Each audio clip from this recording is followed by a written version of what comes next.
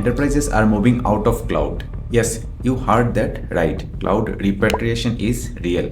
Cloud was supposed to be the end game, the ultimate home for all data and computing. But now something interesting is happening. In 2023 alone, more than 48% of IT leaders surveyed by IDC said they have moved at least one workload back on-premise due to performance, cost, or security concerns. The hype cycle is flipping. A few years ago, cloud first was the default. Today, conversation has changed to cloud right. Instead of asking how fast we can move to cloud, companies are asking what should stay in the cloud and what shouldn't. This shift doesn't mean the cloud is failing. It means enterprises are becoming smarter about optimization, blending cloud agility with on-premise control, and diversifying across multiple providers for flexibility and cost efficiency. That's why hybrid cloud and multi-cloud architecture, combining private infrastructure with multiple public clouds, are becoming the new enterprise strategy. Together, they give organizations the best of all worlds: on-prem security, cloud stability, and freedom from vendor lock-in. And according to Flexera's State of Cloud report, 93% of enterprises in 2025 now use 2 or more cloud alongside private or edge environments. Let's go back in time when cloud adoption exploded post 2010. The message was simple: go cloud or go home. AWS, Azure, and Google Cloud (GCP) promised infinite scalability, instant deployment, and reduced costs. But as the bill started coming in, reality set in.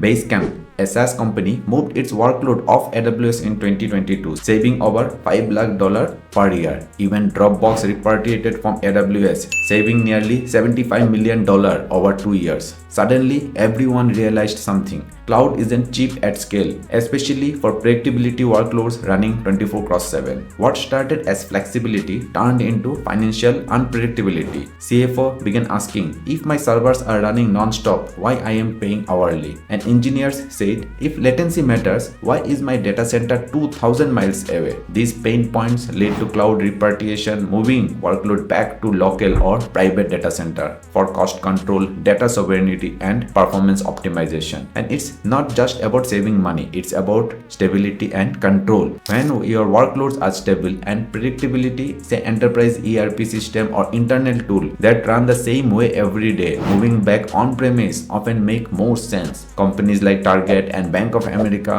bought portion of their workload in-house to gain consistent performance, better data governance, and predictable costs. But that doesn't mean everyone is cleaving the cloud. In fact, for startups or fast scaling teams, the cloud remains a superpower. When you are just starting out, you don't want to spend months buying and setting up high-end servers, right? You just spin up an EC2 instance or deploy on GCP and you are live in hours. Need to scale from 100 to 1 million users overnight? That's when cloud elasticity shines. Companies like Airbnb and Zoom famously leveraged AWS and Oracle Cloud during sudden global spike. Without cloud, scaling that fast wouldn't have been nearly impossible. So the key takeaway is use cloud for agility and on-premise for stability. The magic happens when you blend both. That's where hybrid and multi-cloud comes in. They give enterprises the freedom to choose what runs locally and what runs in cloud, and even which cloud it runs on. Think of it like knowing how to cook but ordering from Zomato or DoorDash when it makes sense. Let's break it down. Regulated industry, bank or healthcare firms keep sensitive data on-prem for compliance but use the cloud or multi-cloud for analytics and AI. Performance-heavy apps, gaming or streaming companies host core servers locally to cut latency but use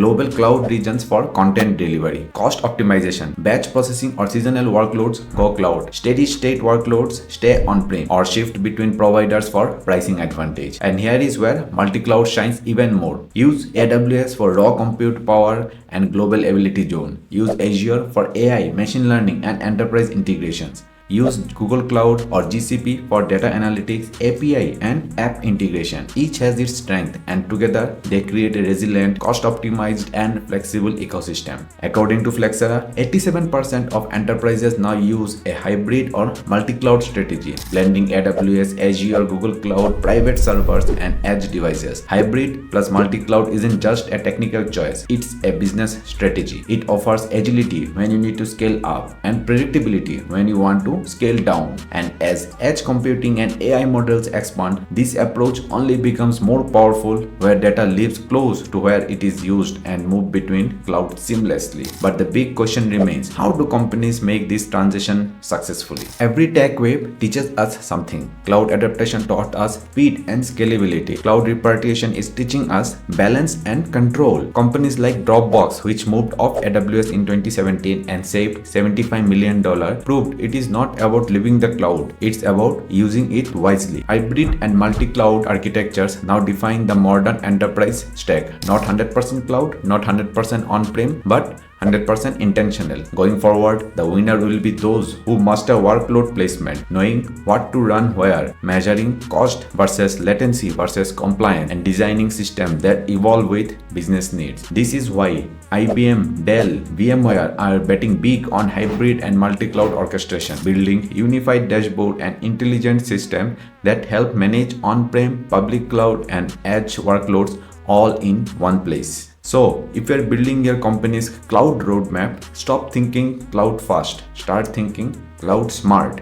Audit your workloads, measure your costs, experiment with hybrid and multi-cloud steps, because in the next decade, the smartest company won't live in the cloud, they will live with the cloud. This is not the end of cloud era, it's the beginning of cloud revolution, and it starts with one question: where does your workload truly belong?